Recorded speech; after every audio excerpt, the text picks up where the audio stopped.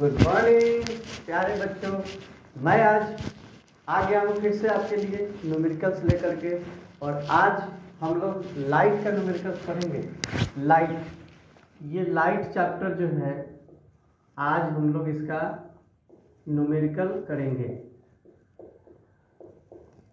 Numericals करने से पहले कुछ बातों को हम लोग को देखना पड़ेगा कि इसमें का मेन बात क्या है, फिर आपको समझ में आएगा। जैसा कि आप जानते हैं कि दर्पण दो प्रकार का होता है, एक समतल दर्पण और दूसरा गोलीय दर्पण।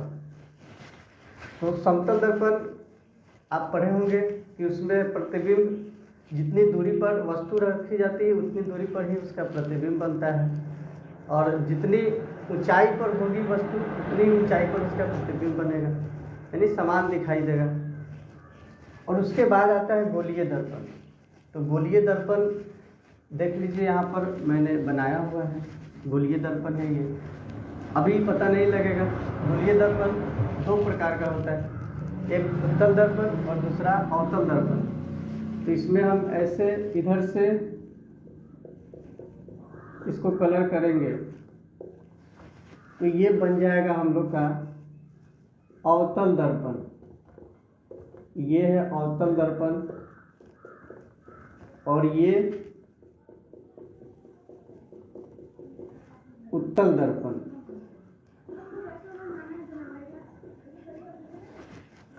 इधर जो इसका हो जाएगा परावर्तक सतह, इधर हो जाएगा इसका परावर्तक सतह और इसका परावर्तक सतह इधर की ओर हो जाएगा परावर्तक सतह।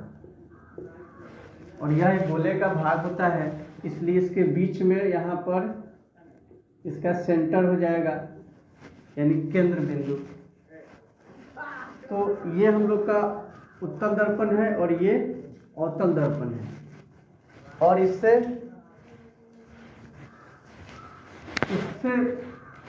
पहले हम लोग कुछ और बातों को याद रखेंगे, जैसे कि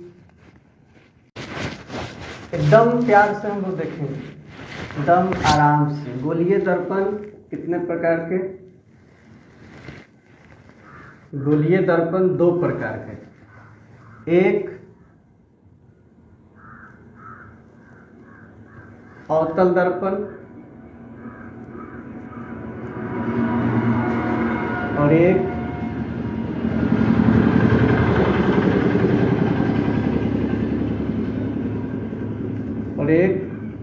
उत्तल दर्पण।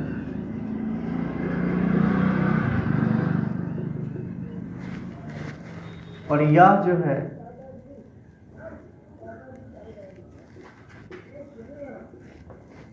यहाँ पर P यानी ध्रुव होता है, इसका भी ध्रुव होता है। और ये जो लाइन है इसको हम लोग मुख्य अक्ष बोलते हैं, मुख्य अक्ष, या इसी को हम लोग प्रधान अक्ष भी बोलते हैं। मुख्य अक्ष या प्रधान अक्ष, मुख्य अक्ष या प्रधान अक्ष। और चूंकि ये गोले का भाग है इसलिए इसका यहाँ पर कहीं ना कहीं सेंटर होगा, यहाँ पे भी सेंटर होगा। और मुख्य अक्ष के समांतर निकली किरणें दर्पण से परावर्तन के बाद जिस बिंदु पर आकर मिलती है उसको हम लोग क्या कहते हैं? फोकस कहते हैं। जिस बिंदु पर आके मिलती है उसे हम लोग फोकस करते हैं। एकदम आराम से पढ़ना है, ये बातों को पहले हम लोग जान लेंगे। और यहाँ प्रतीत होता है, आती हुई प्रतीत होता है, इसे फोकस करते हैं। ये अवतल दर्पण है, अवतल दर्पण। और इसमें प्रकाश की किरणें एक बिंदु पर इसको इकट्ठा कर देती है। दर्पण रिफ्लेक्शन के बाद यहाँ पे एक बिंदु पर इकट्ठा कर देती है, इसलिए इसका एक और नाम है अभिसारी दर्पण।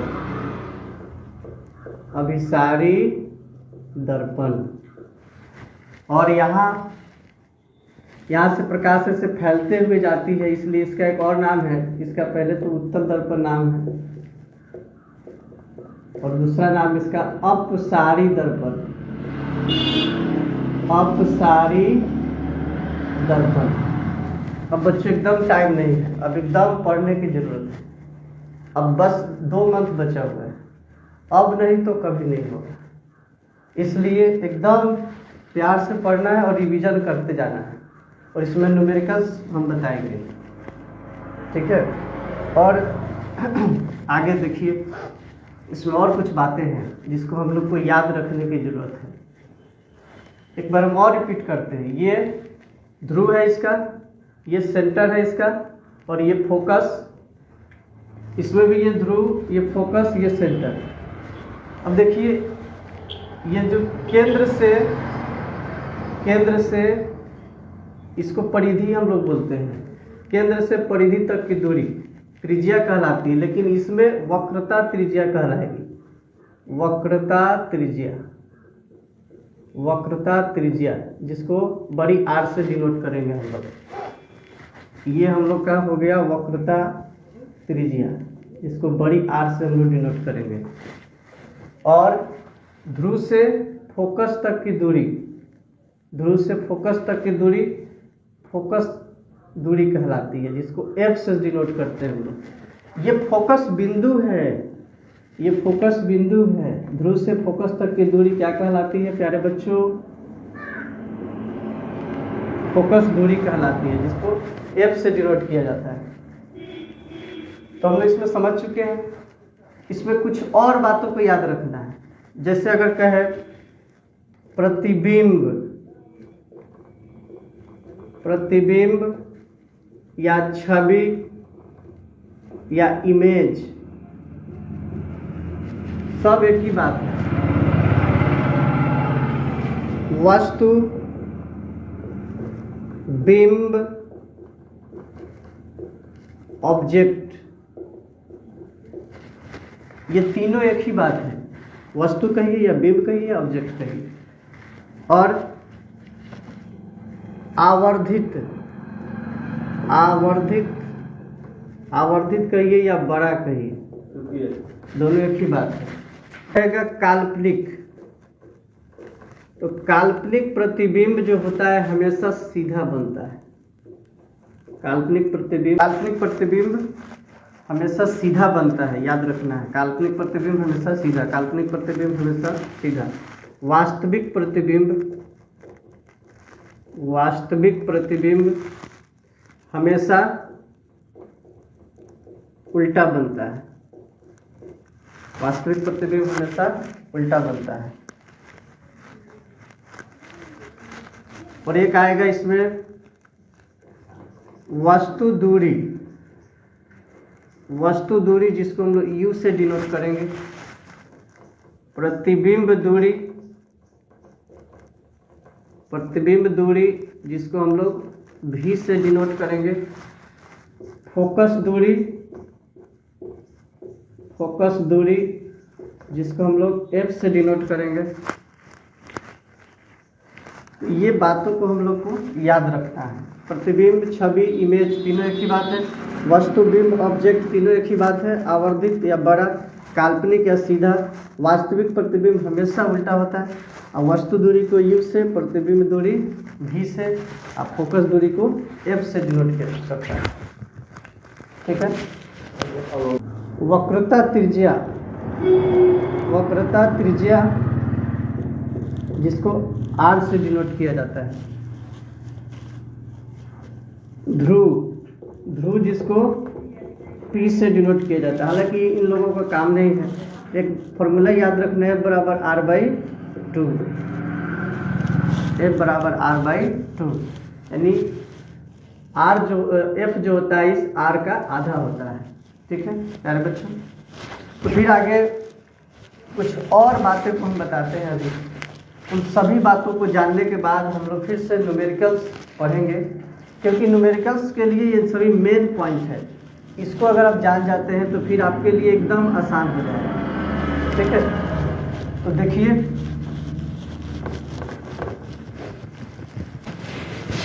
आइए थोड़ा सा कुछ और देखते हैं हम लोग। प्रतिबिंब स्थिति, प्रतिबिंब स्थिति,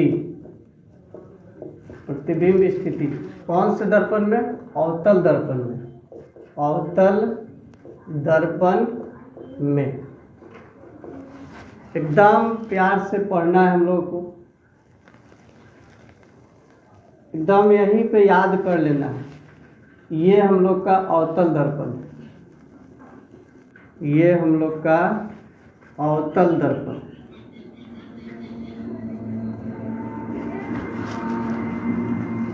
यहाँ पे फोकस, यहाँ पे वक्रता, त्रिज्या, और इसको हम लोग अनंत बोलेंगे। ठीक है। वस्तु जब अनंत पे रहेगा तो प्रतिबिंब फोकस पे बनेगा। जब वस्तु अनंत पर हो तो प्रतिबिंब फोकस पर। जब वस्तु अनंत और वक्रता केंद्र के बीच हो, बीच का मतलब कहीं, दोनों के बीच में कहीं पर भी हो सकता है, तो प्रतिबिंब C और F के बीच बनेगा।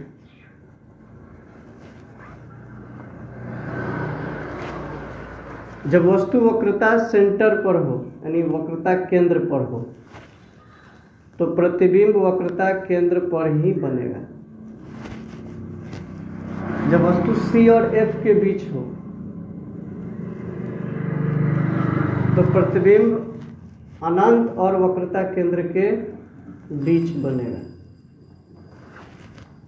और जब वस्तु F पर हो, यानी फोकस पर हो, तो प्रतिबिंब अनंत पर बनेगा। और इधर जो भी प्रतिबिंब बनेगा वो बनेगा छोटा, यहाँ बराबर और इधर बड़ा, छोटा बराबर बड़ा। और जब वस्तु F और P के बीच हो, ध्रुव के बीच हो, तो दर्पण के पीछे बनता है और बहुत बड़ा बनता है। और इधर जो भी प्रतिबिंब बनेगा वो बनेगा वास्तविक तथा उल्टा। वास्तविकता हमेशा उल्टा होती है। जैसे हम लोग कल्पना हमेशा अच्छी बातों को करते हैं। कभी कोई सोचा कोई हम रद्दू जूता मारे, ऐसा नहीं सोच सकता। तो कल्पना हम लोग करते हैं कि हमारा कार हो जाए, हमारे पास कुछ बढ़िया चीज़ हो जाए, तो कल्पना हमेशा सीधा होता है। और इधर जो बनेगा वो बनेगा काल्पनिक प्रतिबिंब, काल्पनिक तथा सीधा। अब इसको याद कैसे रखना है? Number 1 number, 2 number 2 number, 3 number 3 number, 4 number 4 number, 5 number 5 number, और छठा नंबर यहाँ पर है। एकदम प्यार से, जब वस्तु अनंत पर हो तो प्रतिबिंब फोकस पर, 1 नंबर 1 नंबर। जब वस्तु अनंत पर हो तो प्रतिबिंब फोकस पर। जब वस्तु अनंत और वक्रता केंद्र के बीच हो तो प्रतिबिंब F और C के बीच बनेगा। जब वस्तु वक्रता केंद्र पर हो तो प्रतिबिंब वक्रता केंद्र पर ही बनेगा और उसी आकार का बनेगा। और जब वस्तु C और F के बीच हो तो प्रतिबिंब C और अनंत के बीच बनेगा। और जब वस्तु F पर हो तो प्रतिबिंब अनंत पर बनेगा। इधर छोटा बनेगा, इधर बराबर, इधर बड़ा, और इधर हो तो बहुत बड़ा बनेगा, यहाँ F और P के बीच हो। इसी का यूज करके हजामत करने के लिए इसका यूज होता है। अब देखिए, ये हम लोग का वस्तु है, तो ध्रुव से वस्तु तक की दूरी वस्तु दूरी कहलाएगी। ध्रुव से वस्तु तक की दूरी वस्तु दूरी कहलाएगी। ध्रुव से वस्तु तक की दूरी, ये भी तो वस्तु है ना, वस्तु दूरी कहलाएगी। ध्रुव से वस्तु तक की दूरी वस्तु दूरी कहलाएगी। ध्रुव से वस्तु तक की दूरी वस्तु दूरी कहलाएगी, जिसको यू से डिनोट करते हैं। ये सभी इमेज है यानी प्रतिबिंब है, तो ध्रुव से प्रतिबिंब तक की दूरी प्रतिबिंब दूरी कहलाएगी, जिसको भी से डिनोट करेंगे। ध्रुव से प्रतिबिंब तक की दूरी प्रतिबिंब दूरी कहलाएगी, जिसको भी से डिनोट करेंगे, इसको भी से डिनोट करेंगे। ठीक है, और इससे आप तो ये आप लोग जान गए। इस और ये अगर आपको पता है कि ये इधर वाले वैल्यू प्लस में होता है, इधर माइनस में, एक्स एक्सिस वाला वैल्यू है, तो देख लीजिए दर्पण को आप इस तरह से रिप्रेजेंट कर लीजिए। इधर की जितनी दूरी होगी निगेटिव होगी, इधर की जितनी दूरी होगी पॉजिटिव होगी। तो इधर माइनस में वस्तु दूरी क्या हो जाएगा, माइनस में हो जाएगा, वस्तु दूरी हो जाएगा माइनस में, और एफ भी क्या हो जाएगा, माइनस में हो जाएगा। ये फिर से हम इसको आपको आगे फिर बताएंगे, ये वीडियो थोड़ा सा लंबा हो जाएगा, इसलिए मैं आपको इतना ही बता देता हूँ अभी तक फिलहाल, और इसको आप याद रखेंगे। ठीक है, इस बेसिस पे मैं न्यूमेरिकल्स लेकर के आऊँगा इसके अगले पार्ट में। ठीक है।